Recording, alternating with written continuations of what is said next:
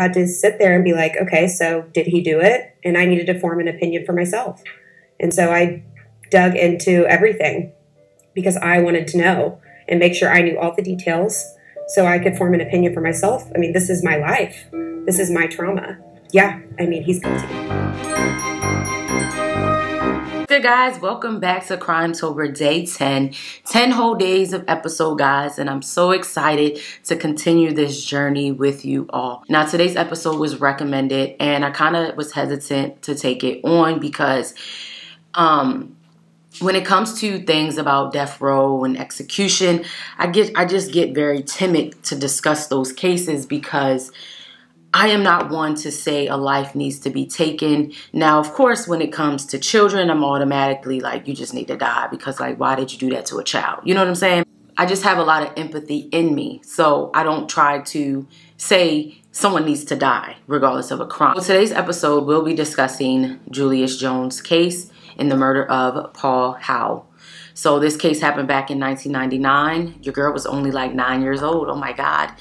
But I never heard of this case. And of course, it has touched national media attention due to a lot of celebrities like Kim Kardashian picking up on this case and the family going on the rib. What I remember is that Julius was at home with me the night that Mr. Paul Scott Howell was murdered. And why it was so significant at 13 was that I thought I was going to get in trouble for being a part of eating Julius's birthday cookie. And I just recently saw the interview of Paul Howell's family. Agony. It's sad to me. It makes me angry. This family has watched as support for Julius Jones has grown. For them, it's like salt in a wound that will never truly heal. They hadn't spoken over 20 years, and I listened to that interview as well. And before I started to deep dive into it, I watched Viola Davis's The Last Defense documentary on Julius Jones because I really wanted to know more about who this individual was, and I wanted to know more about Paul Howell as well, because a lot of time in these cases, the victim, they get overshadowed, especially when it reaches national news on this capacity. And that was why I was more so hesitant to take it on. I'm very big on, yes, stories need to hit mainstream, but you guys know how I feel about the ones that rarely get the media attention. That's how I feel with that. So I even had like my iPad and I was like jotting down notes because I wanted to like compare from Paul Howell's family's website and the Julius Jones website along with the documentary. Now, of course, the Paul Howell's family does not have a documentary, but it was still really good to just view The Last Defense to know more about Julius. Now, as I said previously, this case happened back in July 28th, 1999. Paul and his sister and his two daughters were out that night shopping for back-to-school supplies. They get home roughly around 9:30ish is when the crime took place.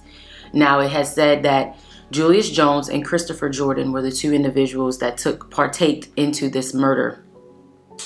And Julius Jones, he was an individual who did have prior background with robbery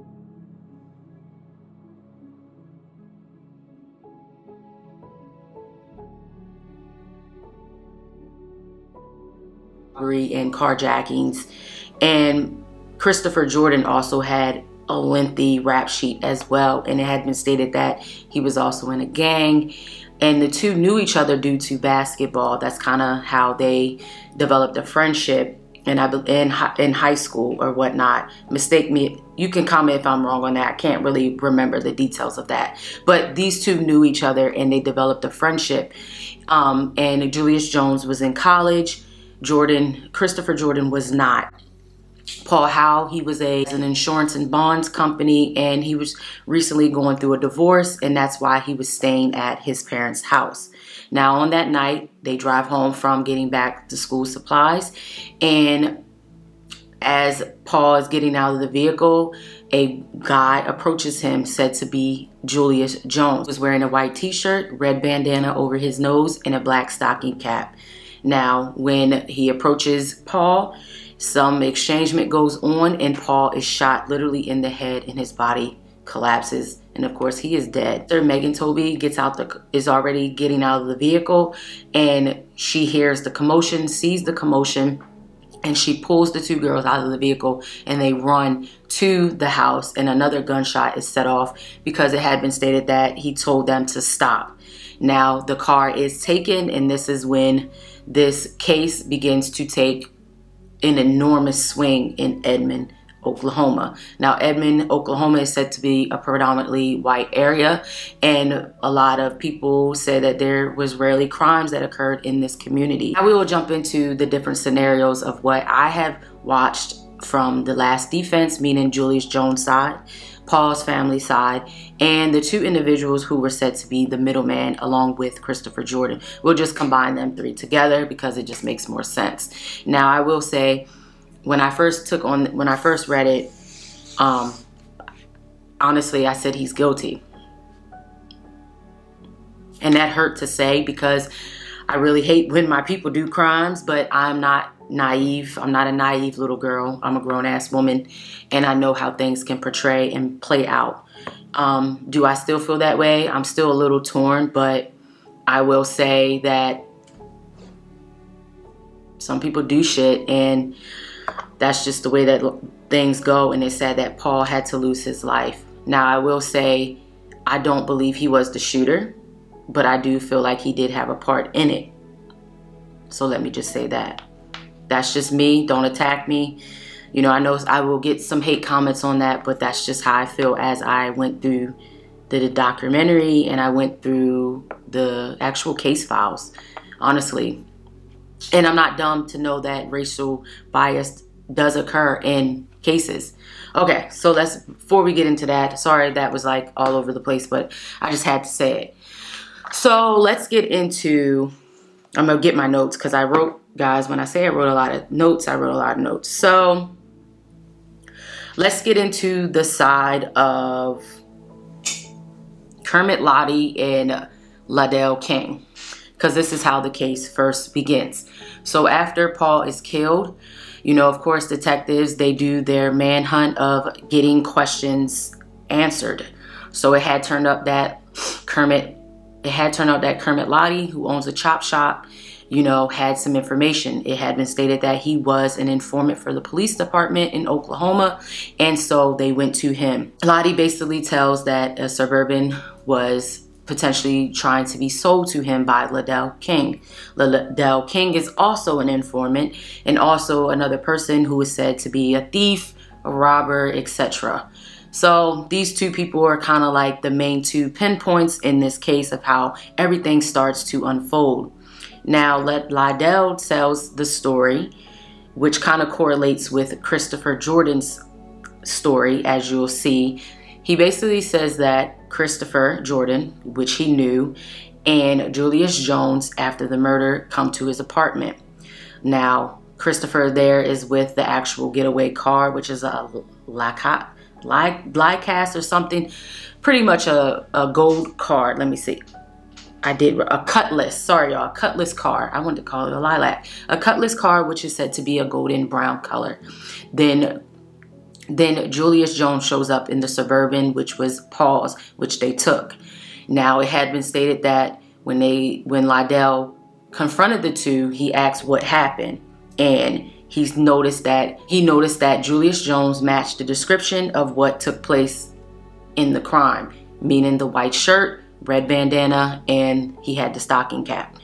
Now he says that he was just the middleman in this whole scenario, and he was trying to get rid of the Suburban for them. Ladell tells detectives that basically he asked Julius Jones what happened. He said the man wasn't trying to give over the keys or some sort, and that's when he shot him. That's basically what he tells detectives. And Ladell states that Chris was the getaway driver. He stayed in the car, and Julius Jones was the actual murderer. I'm just the middleman relaying a message from this guy to that guy. And that is pretty much what Ladell tells law enforcement. And if you guys watch the last defense, you can actually hear them talking to the detectives. And so after that, this is when the car gets to Kermit Lottie, and Ladell tells the story that he was trying to sell it, which he says that Kermit tells him this car was involved in a murder, and he's not taking any Suburbans right now. Therefore, the car cannot be sold, and it is taken to the grocery store down the street from the actual chop shop, and that's how police end up finding it. So that's that. Now you have Christopher Jordan, who basically says that person in this, he was in the car when Julius Jones shot Paul. Now the thing with him is that confused me is he told two different stories when it came to either being directly where the crime happened and being down the block. So in transcripts he tells how he actually seen Paul's head hit the floor, but then on the other side he said he was down further from the house that he didn't really see what was going on. That kind of confused me in it. And then you hear on the last defense of how, and in transcripts, how he would basically say, I shot Paul, or then he said he kept changing his words. And even the detectives would say, wait, are you telling the story of something that you did, or are you saying Julius Jones did that? So he confused me on a lot of different things. And of course, it's rightfully so. When you already commit different types of crimes, you're gonna have a liar. So I just started to feel like roles were reversed in some instances, and he wanted to get off. He wanted to get off because, as they say, the first person who turns on the other gets the better deal. And I think that's what occurred when it came to Christopher Jordan, because a lot of it just didn't match up. So Julius Jones' side is pretty much reverse. It's flipped. Christopher Jordan is actually the killer, and he claims that he was home that night. He claims that he was home. He didn't leave his home till about 11:30 to be on the south side. Now, he did admit that in the last defense, and he says that his home, and they put a map up saying that his home from Edmont is about 21 minutes. So he couldn't have been there when the crime had taken place. And his siblings also state that they remember him being home. Now, is that factual or truthful? I mean, there's not anything to give it proof. It's just word of mouth. So it's not, I wouldn't say it's necessarily a credible alibi, because of course, 1999, you don't necessarily have the proof that you were home. That's basically what he says about not being there. He says that Christopher Jordan called him, was supposed to pick him up and meet up with him after, and they met up around 11:30, and he said that Christopher Jordan looked shocked or in a frizzle or whatnot, but Christopher Jordan did not want to talk about it, so he left it alone. The next day, Liddell calls him and asks, was it the next day? Let me make sure. Yes. So the next day after the murder, he states Liddell calls him, and he says that him and Liddell never really had like a relationship. They just knew each other because of Chris. So he says that Liddell basically puts in code that, hey, I need you to make this move with me, because as it had been stated previously, Julius Jones was known for doing things in his past where he was robbing, he was making money, pretty much, okay? So he's not a saint, and I will never sit here and paint the picture that he was. So they do that. They go to Kermit Lottie, and he says, Julius Jones says that Liddell comes out looking kind of like frazzled, and he said that Kermit tells him that this Suburban was pretty much involved in a crime. So Julius Jones starts to freak out, like, what do you mean? So they end up going to the grocery store, and that's how, if you've seen the photo or the footage, that's how they see him with Liddell. So it's kind of like the story starts to unfold on all ends, because you have Liddell telling detectives that, hey, we went to Kermit. Kermit said he wasn't taking the Suburban, but we dropped it off at the grocery store, which is where law enforcement find this actual Suburban. And then, you know, they go and get the video footage, and you have the proof that Julius Jones and Liddell were actually at this grocery store. So Julius tells the story after that Chris calls him up and says that he got locked out of his grandmother's home, and that's how pertaining to the gun and the red bandana were found in Julius Jones' house. He says that he believes that Christopher Jordan planted it in his house, and he said normally Christopher would never spend the night at his house, so this was a rare occurrence. And his sister also says that, I guess during the night there's movement of Chris, but she didn't pay any attention to it. Now, Julius also says that law enforcement did call him asking for him, but he ends up hanging up the phone. And the sister also says that they were looking for Julius Jones as well, because Christopher Jordan, which at this time he says he didn't know, kind of squealed on him. So he ends up meeting with Christopher Jordan literally the day before he gets arrested, and they end up going to Chris' brother's home. And when Julius tells Chris, like, hey, the police calling me or whatever, he said, no, don't worry about it, you know, type of thing like that. And Julius is saying he didn't think that they were looking for him. He thought they were looking for Chris and his brother. So then the next day he wakes up, law enforcement is at the home of his older brother. And before that, because I jumped a little bit, they did go to Julius Jones' home, and that's how they end up finding the weapon. And in the documentary, it shows that they tell the story of how Christopher Jordan basically tells law enforcement where this gun is or whatever. Now, Paul's family tells the story that, of course, they're in the car, and the sister Megan says she's seen Julius Jones, and she noticed that the person under the stocking cap had about 1 inch of hair. So I'm going to read what she wrote in the document. So this is the cross-examination. You'll see it pop up on the screen. I'm going to turn this way, but you won't be able to see me anyway. So the cross-examine states, oh crap. And I believe you testified that the person who shot your brother has something on their head. Is that correct?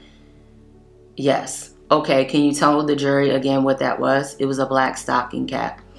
And can you tell the jury how that was pulled down? It was a tight-fitting hat, and it covered his head, and it came to probably the top of his eyebrows, and it came above where his ears go on about half an inch to an inch. So it comes down to about his eyebrows and down around his ears. Is that correct? Well, no, behind the ears. It came behind the ears, like right there, indicating. I didn't see behind him. And he had hair sticking out from the sides. Is that correct? Yes, about a half an inch of hair on each side. Above his, where his ears connect to his head. So there was about a half an inch sticking out. Yes. Redirect. Miss Toby, do you know what cornrows are? Yes. Braids. Yes. From what you could see of the gunman, could you tell if he had cornrows or not? No. No, he didn't, or you couldn't tell. The hat was covering his head. Braids were above his ears. There was just a small amount of hair sticking out about half an inch above his ears. So you could see braids or not? No, I could not see braids. Ma'am, but are you sure that there was at least a half an inch of hair sticking out from underneath the cap? Yes. Megan Toby testified that there was about half an inch of hair between the top of the shooter's ears and the bottom of his cap. She specifically denied seeing braids as she described by the 10th Circuit. Toby could see about a half an inch to an inch of the man's hair between his stocking cap where his ears connected to his head. But she didn't see braids or cornrows. But Paul's sister basically states, now, okay. So I have a wig on, and my hair is probably about an inch under here. I'm going to pull this up so you guys can see. And I'm going to pull my stocking cap down. It's kind of hard because I actually have hair. Now, if his hair is like this, it's pulled down.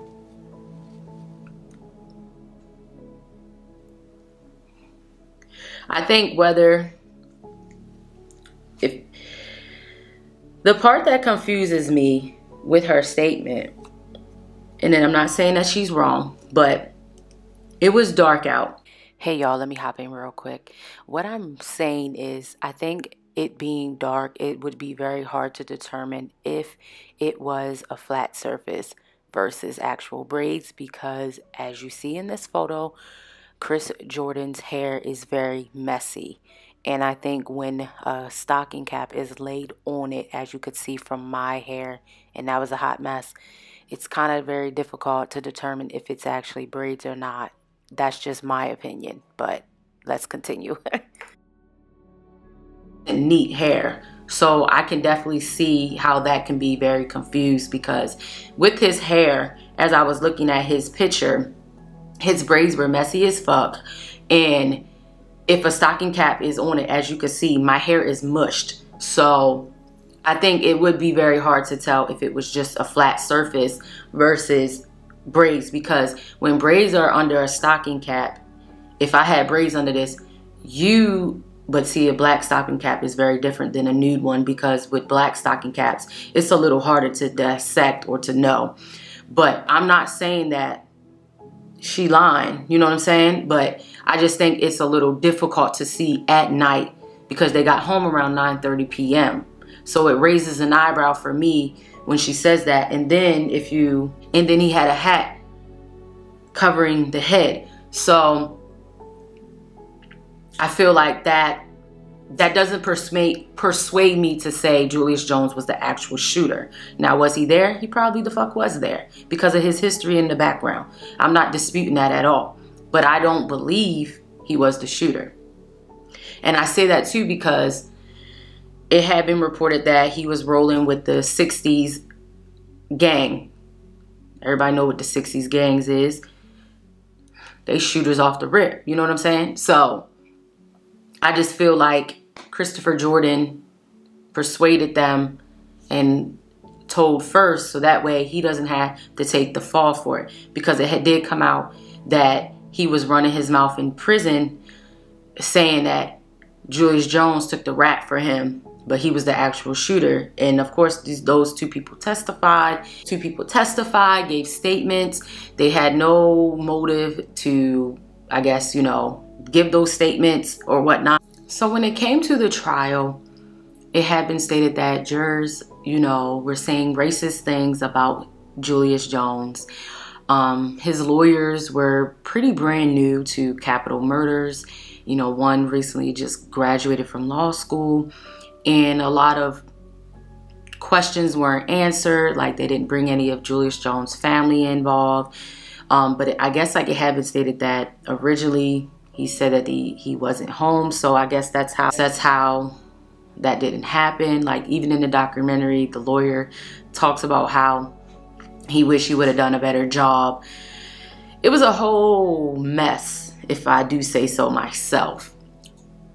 And even if he would have got a retrial, would the results would have been the same?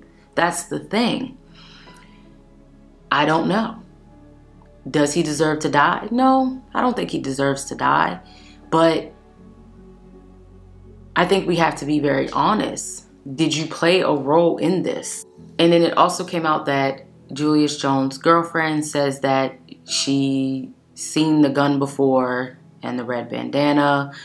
And then in 2017, the DNA was able to be matched from the bandana, and it did turn out to be Julius Jones. Other reports say that 3 other people's DNA was on it, and then it says it's 1 in 110 of African American. And the 2 people that had been stated to, I guess, that Jordan told that he was the murderer, didn't really turn out to be as credible, because one kind of failed the polygraph test. It was inconclusive. And so it said to be like they were like a pathological liar. Stated that Julius Jones' girlfriend, you know, like I said previously, she testified about the gun, and it had said something about letters where he confessed, basically saying how he was just happy that, basically saying to kind of lie, say you don't remember, and pretty much just kind of like writing incriminating things against himself. Now, I haven't seen those letters. It's just on the Paul Howell's website. Even on a documentary, they asked about those letters, but they didn't ever show them from that side. So I'm not 100% sure that these letters exist. Christopher Jordan got 30 years, but he only served about 15 of those years. So he's out right now due to, I guess, time served, whatever, good behavior. And that's pretty much it. Like, celebrities, of course, have hopped on this case. And Julius Jones is set to be executed on November 18th of this year, so next month, literally. All in all, that is the case. Some things may not have all been in there because it's just giving an overview, but the facts are what they are. You know, the evidence shows that on this night, let's go to the murder weapon. The murder weapon was Jones. He admitted to his girlfriend, who testified and reported that that was his gun. She remembers it from when they were in the Cutlass car, probably pronouncing that wrong, and she seen the gun. And Jones has stated that he had it for protection. Then let's get to the witnesses who seen him outside of Lydell's apartment. This was around 10 to 11 p.m., 10 p.m. to 11 p.m. at night. And remember back, he stated he was on the south side around 11:30. Makes you wonder. You may, and then you get to the inconsistent or not credible alibi, because it's very hard to say you were home eating spaghetti with your family on this night, but there's really not that concrete proof to go off of it. And then you have other witnesses stating that you weren't home, you were there on the other side of town, where at Lydell King's house. The DNA evidence on the bandana matches you and probably 3 other people, but it's 1 in 110 of being African American. You have Lydell's girlfriend say what she says, whether she's telling the truth or not. That's something. Then the next day after the murder, you're on footage at the grocery store with Lydell King. And that's pretty much the case, guys. Like, it's a lot to dissect. I encourage you all to go read the transcripts that I read for yourself and just go view the family's website, because they actually have like the DNA testing results along with the forensic testing, as well as some other things. Yeah, it's sad. It's a sad situation. No one deserves to die. Paul didn't deserve to die. And I think that Christopher Jordan knew what he was doing. He knew that he would get the easy way out if he just hurried up and told on Julius. And that's just where we are right now. Someone had to take the major fault of it because of how this case went. I think a lot of us have to read the facts. It's a tough one. No one deserves to die. No way around it. And like I said, you know, it's a tough situation all the way across the board. Someone lost their family member. Someone's about to lose their family member with an execution. And it's a tough thing. It's a heavy case. It's just my view on it, y'all. You know, I'm nobody, so I'm just stating what I've read, what I watched, what I compared, and that's all I can say. So I might not even turn the comments on this video because I don't have time. But nonetheless, guys, I'll see you in day 11. Bye, guys.